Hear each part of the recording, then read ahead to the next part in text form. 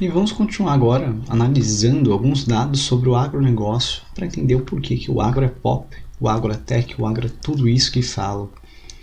Nessa primeira imagem que nós temos, com dois organogramas, nós temos aqui relacionado ao PIB, mostrando a importância que tem o sistema agroindustrial, né, que ele é responsável por 23,5% do PIB brasileiro. Então, somente o agronegócio ele já é responsável por mais de 20% do nosso PIB brasileiro. É um volume muito alto. Enquanto o emprego ele é responsável por 25%, né, então ele é bem baixo, sendo que boa parte do nosso emprego no Brasil ele vem principalmente do setor terciário, comércio e serviços. Mas olhem que em exportações ele é responsável por 46% dos produtos exportados no Brasil. Portanto, a gente repare como isso é extremamente importante sim no agronegócio. E aqui nós temos um exemplo do que seria então mais ou menos parecido com aquilo que nós tínhamos visto no slide anterior, relacionado então a dentro da porteira, antes da porteira, depois da porteira e assim por diante, mostrando então a quantidade de produtos, né, que são feitos através em cada um deles, né? Então esse é um pouco diferente. Temos aqui tratores, colheitadoras, implementos, equipamentos. Aí tem aquilo que é para produção animal, né? Temos aí lavouras, aí os alimentos, os textos, né? Então vestuário, madeira, né? E tem distribuição e consumo para bares, padarias, restaurantes, enfim, para vários outros locais, né? E aí nós temos aqui depois, né, os produtos realizados, né, que são aí os supermercados, comércios. Geralmente aquilo que são os produtos feitos é o álcool, papel, fumo, óleos. Tendo aqui também a produção agropecuária em silvicultura, né, que seria os cuidados com a produção de móveis e assim por diante, né, aquilo que é relacionado então à produção da madeira, tendo extração vegetal, indústria naval, e tendo aqui os outros produtos que são feitos, né, na parte mais agrícola, que é a produção de sementes, calcário, né, para corrigir o solo, de fertilizantes, rações, os defensivos agrícolas, né, os vegetais aqui que são agrotóxicos, e produtos veterinários para aperfeiçoar, por exemplo, o gado, né, com antibióticos, entre outros produtos, para aumentar a sua produtividade. E aqui nós temos os dados, né, do que seria entre 2000 e 2017, o quanto teve de produtos exportados o agronegócio, tendo aí uma variação, né, de 2000 era 20,6 bilhões de dólares e 2017 arrecadou 96 bilhões. E vejam só os produtos como eles alteraram de 2000 a 2017. Né? De 2000 nós temos aqui como principal produtos florestais, complexo de soja, né? Porque a soja ela vai ter várias utilidades, então está analisando tudo aquilo que é derivado da soja, tendo couros e peleteiras, carnes, cafés, complexo sucroalcooleiro, mas reparem só nesses dois primeiros colocados, que tem 20%. Olhem que em 2017 isso alterou. O complexo de soja, que era em segundo, passa a aumentar. Ele aumentou mais 13%, né, da sua produção. Então vejam só o destaque que eles ganham. Assim como carnes acabam sendo extremamente importantes, complexo sucroalcooleiro, que é o álcool, café, cereais, entre outros. Aqui, olhem como são commodities, aqueles produtos que eu citei que são comercializados na Bolsa de Valores. E olha só agora para onde é que vai essa produção do agronegócio. Nós temos aqui como destino, em 2000, 59% abordando a União Europeia e os Estados Unidos. Já em 2017, reparem que nosso mercado ele vai para a China. E é por isso que quando o agronegócio via as críticas dos governos atuais com a China, não se preocuparam com aquilo que poderia ser prejudicial ao agronegócio. Pois se a China quiser parar de comercializar com o Brasil e achar outros parceiros, como a China, entre outros, eles podem. Então isso, infelizmente, acaba sendo um ponto muito negativo para o Brasil se continuar fazendo piadinhas com a China, que é uma forma muito negativa. E olha que outros países também acabam ganhando destaque, né? A Ásia, aqui, exceto a China e o Oriente Médio, tem 18,13%, a União Europeia com 17,7%, né? A diferença aqui do 28 da UE e 27 são a quantidade de países membros, que em 2000 só tinha 27 países, em 2017 tem 28 países, tá? Então só essa mudança que está ali no nome. E aí você vê que os Estados Unidos não ocupam uma posição muito boa, né? Ele caiu, se a gente olhar aqui nessa imagem, nós temos que os Estados Unidos caiu, enquanto a China subiu. Isso mostra então que nós ganhamos muito mais destaque com a China.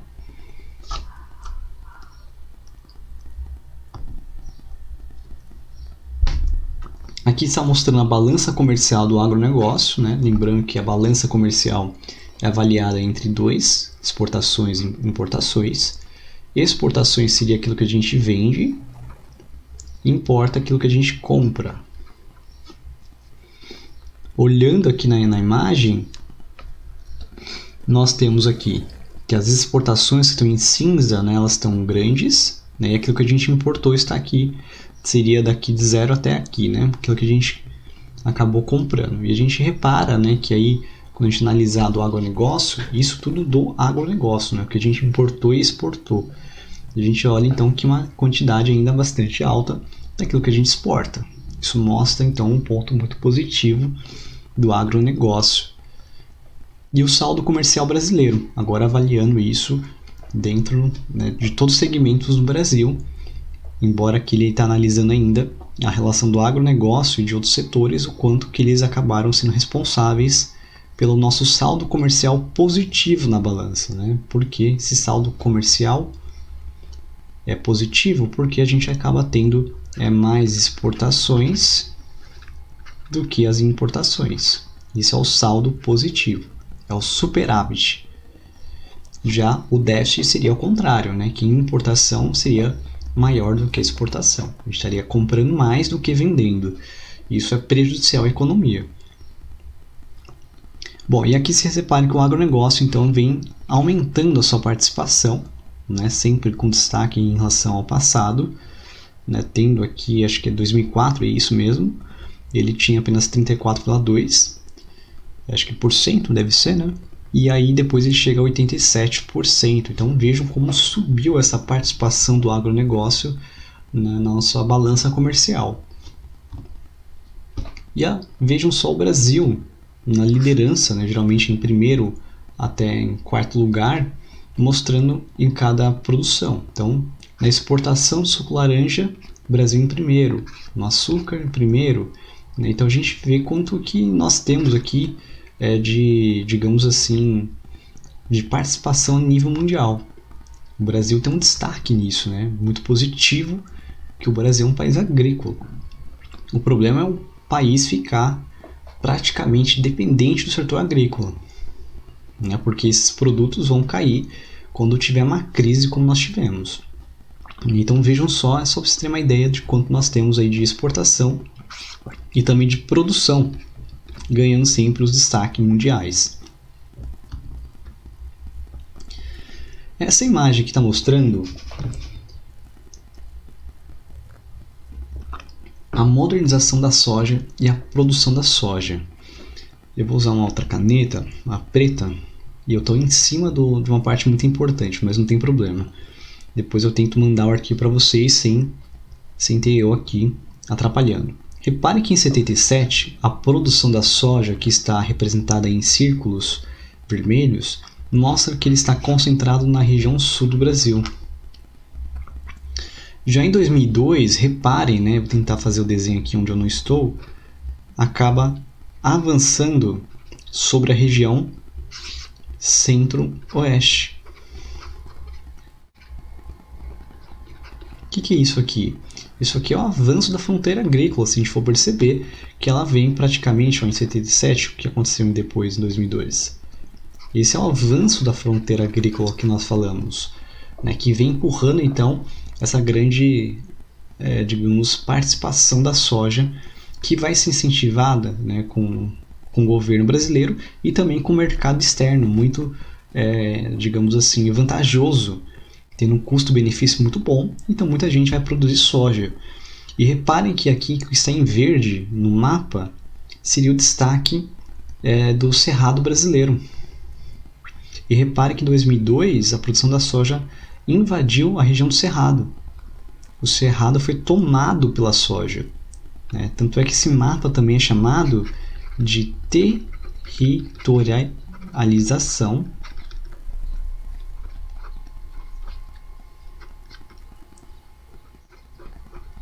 da soja.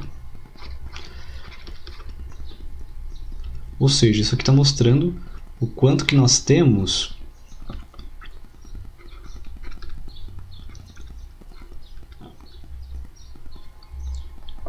de crescimento da produção da soja no Brasil. Que se a gente analisar o mapa de 2020, mais ou menos, nós vamos ver o que se a gente vê esse mapa, que ele está avançando aqui, na região do Arco do Desmatamento, na região norte do Brasil, e também na região do Mato Piba, que nós já abordamos na aula, né, que pega aí os estados do Maranhão, Tocantins, Piauí e Bahia, né, pegando estados do Nordeste e do Norte do Brasil, em que essas regiões foram criadas pelo governo pelo governo federal, né, foram incentivadas, estão como áreas para receber incentivos fiscais do governo, né, como se eles nunca tivessem, e eles produzem a soja. Então a soja está avançando mais ainda nesses anos, né, avançando na região norte do Brasil, próximo à Amazônia, e também nos estados aí que nós acabamos abordando também, e principalmente o Nordeste, né, que acaba sendo o grande alvo. E lembrando que tudo isso é voltado para o comércio externo. Aqui nós estamos analisando, no lado esquerdo, as condições favoráveis ao agronegócio e quais são os desafios e problemas, né? Então, o principal problema que nós temos aqui, que eu vou começar por ele, é a relação, digamos, de uma desigualdade. Você tem grandes empresas dominando o mercado mundial, que acabam, então, né, ganhando uma grande fatia no mercado, tem uma mão de obra desqualificada, tem uma burocracia na relação tributária, né, e aí tem uma infraestrutura e logística de transportes que acaba sendo extremamente ruim. Isso aí é por conta do sistema de transportes do Brasil, que o rodoviário é péssimo para a agricultura, porque ele não consegue armazenar adequado, ele demora a chegar aos pontos de consumo, então eles têm que estar bem próximo da produção ao consumo, o que limita muito aí os agricultores. E geralmente aí os portos também estão mais afastados e isso se torna um problema.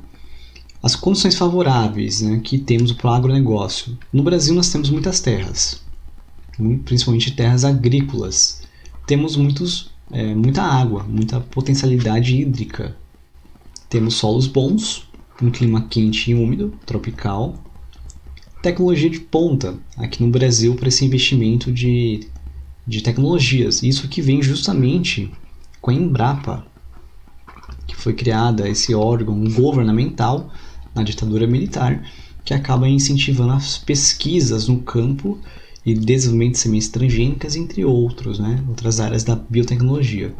E ela acaba sendo um destaque mundial também. E tem muitos estímulos estatais aí para o agronegócio. E lembrando que, além disso, o agronegócio ele tem a chamada bancada ruralista, que é formada por deputados, senadores no Congresso Brasileiro, né? O termo ruralista também é um eufemismo para dizer latifundiário, né? Já que o latifundiário é um termo geralmente negativo. Ruralista não, ruralista é um termo mais positivo, né? Ele é um grande fazendeiro. né? Então essa bancada ruralista, que é a maior do Congresso, é a maior bancada que existe, ela acaba ganhando então uma pressão, né, nos estados, nos órgãos públicos, conseguindo aprovar legislação favorável ao agronegócio. Como exemplo, é que o Brasil ultimamente começou a apoiar muito o agrotóxicos, né? Não que o Brasil não tivesse, mas que o Brasil começou então a aprovar um monte de agrotóxicos novos, e muitos agrotóxicos são discutidos e proibidos em outros países. Mas no Brasil, a bancada ruralista consegue aprovação. Outro exemplo é do chamado Código Florestal, né, que foi chamado de Código Ruralista por representar os interesses dessa bancada, em que eles conseguiram flexibilizar as leis trabalhistas, anistiando muito o desmatamento, né? Então elas foram benéficas a esse setor. Bom, quando a gente falou da relação cidade-campo, a gente vê que o campo ele leva para a cidade alimentos, matéria-prima, né, que vão para indústrias de transformação, e aí eles vão ter seus produtos transformados e aí vão voltar para as indústrias ou para o consumo. Já a cidade, ele vai ter máquinas, equipamentos, bens industriais e serviços. Então vejo como a cidade ela torna-se superior ao campo. O campo vira apenas um local de produção. E aí muita gente então acaba tendo mais participação para a cidade.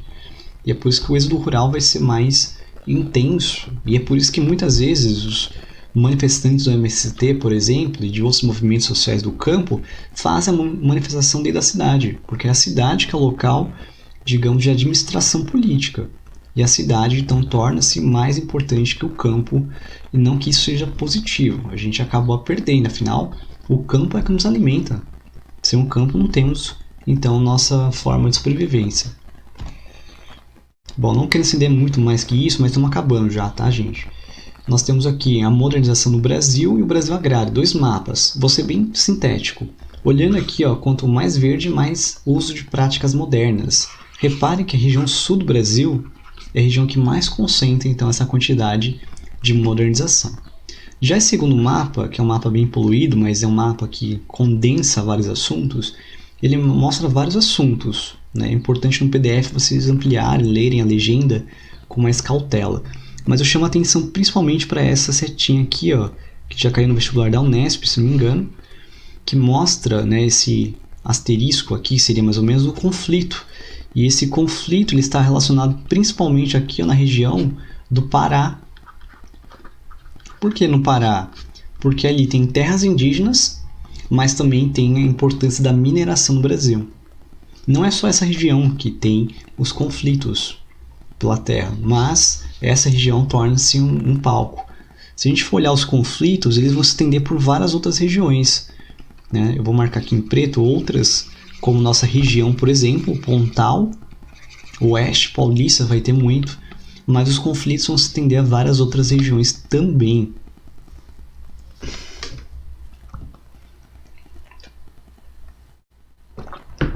Nós também utilizamos outros nomes, gente, para explicar sobre a agricultura. Então é comum que vocês também conheçam como tipo de produção, mas também sistemas agrários.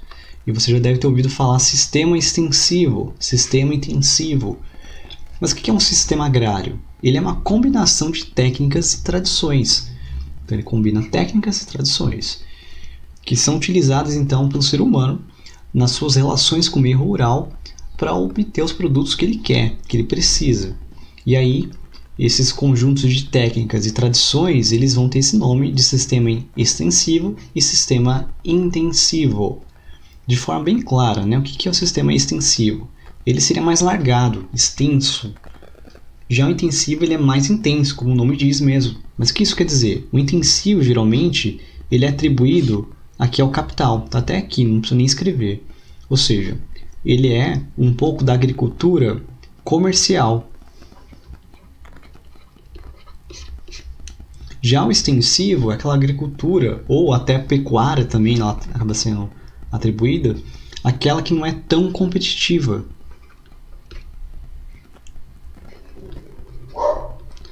Geralmente ela vai ser de subsistência, itinerante, né? Ela pode até ser o plantation pode ser um intensivo, né, atribuído, mas enfim, só para vocês verem como existem diferenças na terminologia dessas divisões. E no Brasil, o que nós temos? No Brasil predomina o sistema extensivo, é o mais comum, ele tem uma grande quantidade, mas ele não quer dizer que ele gera mais dinheiro, mais PIB. Quem gera mais dinheiro é o sistema intensivo, e esse ele é concentrado no sul e sudeste brasileiro, né? Tendo aí as grandes produções de soja, café, cana-de-açúcar e outros cultivos que são commodities. E aqui, como nós falamos, né, pecuária extensiva e pecuária intensiva. A extensiva é quando o gado é solto, extenso, lembra essa palavra. Atinge áreas maiores, o pasto é natural e é menos modernizante. Então aqui é uma imagem simbólica do que seria a pecuária extensiva. Já a pecuária intensiva é quando você tem um gado confinado, uma área menor. Por que ele vai ficar numa área menor? Para que ele não crie, por exemplo, digamos, músculos. Se você mexe mais o gado, ele anda mais, ele vai criando músculo. E a carne não fica tão saborosa. Então vejam como ele é ligado ao comercial. Geralmente o gado ele come ração, ele não come pasto. Ele come ração, aquela mais completa. E essa ração é feita de soja. Então a soja ela vai para várias coisas, tanto para o mercado externo, como também para alguns produtos variados, né? Como a ração da soja, que é a sua boa parte da produção, e uma pequena parcela dela também vai para nossos alimentos, né? Nós temos hoje óleo de soja, nós temos suco de soja, e existe até a chamada carne de soja, né? Que acaba sendo um variante aí. E além, né, do gado confinado e ração, eles também dão hormônios e antibióticos, né, para gerar então maior produtividade. E esse utiliza técnicas modernas. Então, para lembrar a diferença entre intensivo e extensivo, isso aí tanto em agricultura como na pecuária, é pensar que o intensivo ele vai ser então mais, digamos, incisivo para lucrar mais.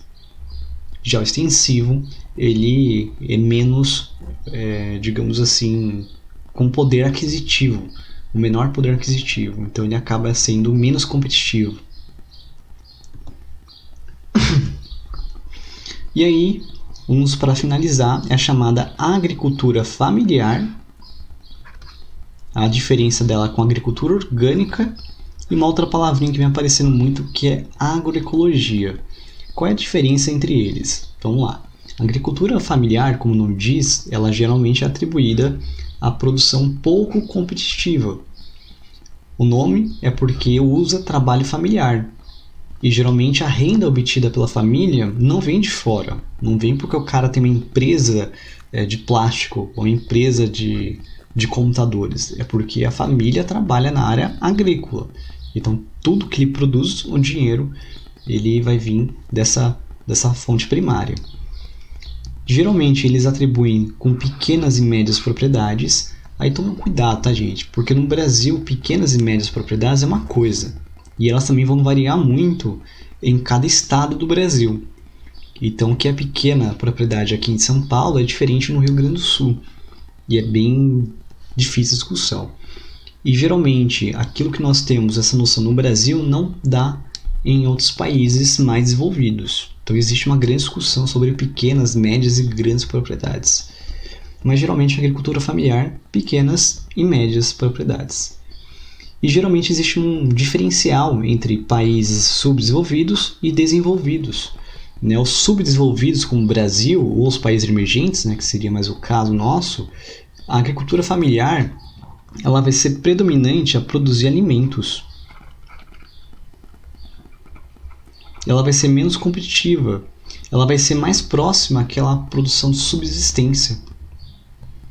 Já a agricultura familiar dos países desenvolvidos elas vão ser mais modernizantes. Elas vão ser mais comerciais. Isso porque a família vai receber subsídios do governo e vão ter, digamos assim, uma potencialidade para competição. Então, nos países desenvolvidos, elas são menos competitivas e mais produzidas para subsistência. Já a agricultura orgânica, ela é chamada assim, né, porque ela acaba buscando reduzir os impactos ambientais e utilizar práticas sustentáveis. Então, lembrar o que é desenvolvimento sustentável é importante, né? Você não agredir o meio ambiente. Tudo bem que existe um problema. O orgânico, ele geralmente é atribuído e é utilizado também pelo agronegócio. Então, o agronegócio também utiliza a agricultura orgânica. Então, muitos começam a discutir se realmente é orgânico ou não. Para ser orgânico no Brasil, é preciso passar por uma fiscalização e ganhar um selo de produto orgânico. E poucas produções são realmente orgânicas. Muitos colocam, né, rótulos dizendo que é orgânico, mas eles não são exatamente. Mas então, e existem então algumas pessoas que acabam utilizando também do agronegócio e acabam encarecendo o produto, né, que já são produtos mais diferentes no mercado, e muitos deles acabam então aumentando o custo da produção e embutindo um valor mais caro do que a gente pode realmente pagar. Então, às vezes não compensa. Mas o que seria essa produção orgânica? É a utilização, rotação de culturas, conforme nós falamos, usa plantio em curva de níveis e terraços, eu vou mostrar daqui a pouco isso, usa o controle biológico de predadores naturais, né? Isso é a ideia, eles buscam controlar. Só que existem alguns problemas, né? Eles usam muitas vezes sementes transgênicas, né? Então eles não acabam usando uma produção natural. Orgânico não é sinônimo de um alimento mais saudável 100%. Né? Isso a gente atribui que fertilizantes, adubos químicos e tudo aquilo que é químico, né, feito em laboratórios não podem ser tão bons, pode ser feita muita discussão se o orgânico é realmente tudo isso. Né? Isso agrada a alguns setores só que acabam produzindo produtos orgânicos. Vocês vão entender melhor quando a gente fala de agroecologia. Mas continuando. Geralmente eles usam plantio direto, né? Por quê? Qual é a diferença de plantio direto? Geralmente, quando você vai fazer um plantio, você geralmente vai ter que fazer todo aquele processo de arar a terra, de você limpar ela inteira, você tirar restos orgânicos, revirar a terra. Você tem um processo demorado que acaba muitas vezes, então você fazendo com que o solo ele fique, né, digamos assim, mais limpo possível. E o plantio direto, ele geralmente é feito assim, você colhe um produto e aí você já vai fazer outro plantio, deixando ali a matéria orgânica morta praticamente, e isso vai muitas vezes levar a algumas melhorias, né, digamos, em nutrição do solo, e você pode ter até, às vezes, uma produção melhor. Contudo, isso às vezes pode vir junto à erva daninha, assim por diante, que isso não é bom vir nos produtos, né? Isso estraga, isso pode até alterar e pode gerar até pragas. Então, plantio direto é um pouco difícil, né? Isso depende dos cultivos, mas seria uma forma tão diferente do plantio, digamos, mais comum, né? Que seria esse processo mais trabalhoso. Né? Que aí você, quando faz esse plantio diferente, né?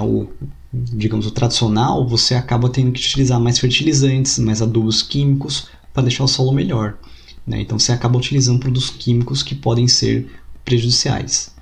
Geralmente a agricultura orgânica evita, né, você usar demais irrigação. Você tenta usar irrigação por gotejamento, que eu também vou abordar sobre isso, porque senão a irrigação, aquela que você vê do agronegócio, que vai espalhando água para todo lado, ela é tão ruim que ela acaba, então, muitas vezes, fazendo com que a água fique no solo, e aí temperaturas quentes evaporam a água, mas a água que tem sais minerais fica. E aí você vai ter um processo de salinização do solo, né, que vai deixá-lo infértil, que pode levar então a um processo de desertificação do solo e entre outros problemas derivados. Então, se você não tiver uma irrigação controlada, que é por gotejamento, né, como se tivesse a torneira que você não fechou direito, fica, né, caindo gotas, seria mais ou menos aquele sentido. Então você vai deixando a gota cair, né, cada momento. Assim mantém o solo úmido, só que sem aquele excesso que existe da produção, que é do agronegócio, que você vê então irrigação por dispersão, que você tem um cano e ela vai jogando a água para todos os lados. Né? E imagine uma mega estrutura levando essa água para todos os lados. E outro seria a adubação orgânica, né? Que aí você não usaria adubação química, que é para deixar o solo produtivo. Bom, e aí existe uma diferença da agroecologia. Né? Então, o que é agroecologia e qual a diferença com a orgânica? Bom, a agroecologia é uma discussão muito política, então isso vai depender muito do sentido que eles querem tratar. Ela geralmente é atribuída, a agroecologia, ao MST, ao Movimento dos Trabalhadores Rurais Sem Terras, que eles também produzem alguns alimentos orgânicos, tanto é que eles são conhecidos por terem uma produção muito forte de arroz orgânico. E o MST acaba utilizando, então, né, junto com outros povos que utilizam agroecologia, em uma produção antes da Revolução Industrial e antes da Revolução Verde, na verdade, né? Antes dessa produção mais industrial. Então, evitam utilizar qualquer produto que seja produto da Revolução Verde. Então, não usa sementes transgênicas, não usa agrotóxicos, não usa fertilizantes químicos, nem adubos químicos e assim por diante. Então, a agroecologia ela vai bem além da orgânica. A orgânica ela evita, né, o agrotóxico, mas ele pode usar fertilizantes e adubos. Ele não usa agrotóxicos, mas usa outros produtos químicos. Então esse é um ponto bem diferente. Então a agroecologia ela tem as práticas sustentáveis, mas não utiliza o agrotóxico, tá? Acho que ficou meio estranho aí, mas eu só quis dizer práticas sustentáveis, mas não utilizar agrotóxico. Ficou meio estranho, né? Mas enfim. E assim como também não usar, né, plantas transgênicas. Eles usam sementes crioulas, é uma palavrinha que já apareceu no vestibular. É a semente tradicional, sem aquele cruzamento genético que foi feito no laboratório. Geralmente o milho, por exemplo, que a gente conhece, que é um milho amarelo, antigamente existia várias cores de milho. E a gente foi selecionando então o melhor milho, que foi se dando esse amarelo, que o gosto é melhor e é o mais fácil de ser produzido. Então, se vocês verem como existem várias sementes crioulas ainda, que alguns povos mais antigos ainda utilizam. Né? Então, povos indígenas, quilombolas, entre outros, ainda acabam utilizando. E, geralmente, a agroecologia ele se atribui ao cultivo de alimentos variados. Não é só aqueles produtos orgânicos de alto valor no mercado. Então, vejo que a agroecologia ele pega um pouco do orgânico, mas ele vai além. Bom, só para a gente encerrar, porque a gente já estendeu um pouco mais do que eu gostaria, tá? Então, a agroecologia tem essa explicação aqui, quem quiser ver um pouco melhor, né? Principalmente não tendo agrotóxicos, nem transgênicos, e aí utilizando outras formas de produção bem diferentes. Tendo a rotação de culturas com a policultura, com os alimentos que são consumidos. Essa é a grande diferença. Quando a gente fala de conservação do solo, nós estamos vendo aqui os terraços, que eu já falei que é uma característica da produção de jardinagem, e aqui as curvas de nível, né? Perdão, isso aqui eu estou explicando melhor para vocês aquilo que eu tinha falado da parte orgânica, que eles tentam utilizar essa produção em curva de nível e terraço. Por quê? Porque se você faz isso, você evita a maior erosão. Por exemplo, as curvas de nível. Se você deixa o solo reto, né, tudo bem que eu desenhei errado aqui, né? Apagar e fazer de novo. Não saiu tão bem, mas tá bom, né? Imagine que a chuva, por exemplo, caia, né, nessa região, por exemplo, e ela vem, então, imagine vários pinguinhos aqui. Não sei desenhar muito bem, né, gente? Mas beleza. E aí imagine, então, que você começa a perceber que o solo, essa água vai fluir. Ela vai... Imagina que vai começar a ter uma poça d'água e aí ele vai essa água em direção a esse lado. E ele vai levar então o solo com essa água, essa força da chuva, vai levar toda a terra junto também. Então ela vai acabar tirando ali os nutrientes do solo e vai levar a outro local. Já com o solo, olha só a diferença, com curvas de nível, é como se você fizesse andares diferentes. Né, que você tivesse, então, por exemplo, aqui uma curva, mas olhando você em perfil. É como se você cortasse o solo e estivesse vendo. Aqui é como se você tivesse, então, um andar mais baixo, um andar mais baixo, um andar mais baixo, tá vendo? É como se você estivesse vendo descendo. E aqui fosse cada degrau. Né? Então essas curvas de nível eles fazem isso mais ou menos, né? Você tendo então a variação. Né? Alguns também podem mudar, tá, gente? Eles podem, por exemplo, fazer assim. E aí você vai depois descendo. É como se você estivesse fazendo uma dificuldade para que houvesse um solo reto. Por quê? Porque a água da chuva, por exemplo, ele vem, ele cai e fica nessa parte que são mais baixas. E assim evita então. E aí geralmente aqui nessa parte de cima é onde que você vai ter a plantação, né? Olha que desenho maravilhoso, né, gente? Queria ver a cara de vocês vendo esse desenho. Então vocês têm isso aqui só para ter uma diferença do que aconteceria. Então uma área você teria, né, a água e a outra você teria. Assim você faz o quê? Você diminui a velocidade da água. E você evita então que ela tenha esse processo erosivo maior. Então através de terraços e através da curva de nível, você consegue então controlar. Né? E lembrando que os terraços geralmente são produzidos com a risicultura, então eles acabam acumulando água. E assim começa então a fortalecer. E aí quando você tem esses andares, né, esses degraus, ele acaba então deixando mais lento a velocidade da água, e assim você evita esse processo de erosivo, né, que pode levar aos problemas. Bom, quem não entendeu muito meu desenho, desculpa, pois eu tento ver outras formas aí de análise, né, melhor. E aí quando a gente fala aí para evitar a salinização, né, que é esse processo de excesso de sais minerais no solo, né, que aí em locais com muita chuva e o tempo muito quente, ele acaba fazendo esse processo de salinização. Então no Nordeste é muito comum ocorrer isso, mas não é só lá. Né? E aí geralmente para evitar aquela agricultura por dispersão, você acaba tendo essa salinização, que seria então muitas vezes controlado, né, por computadores. Hoje nós temos várias possibilidades em que eles vão utilizar cair água, né, cair gotas de água na plantação. E aqui só um exemplo do que foi, né, pela Inatel, em Minas Gerais, em que ele avalia o solo e o ar para determinar as necessidades de irrigação.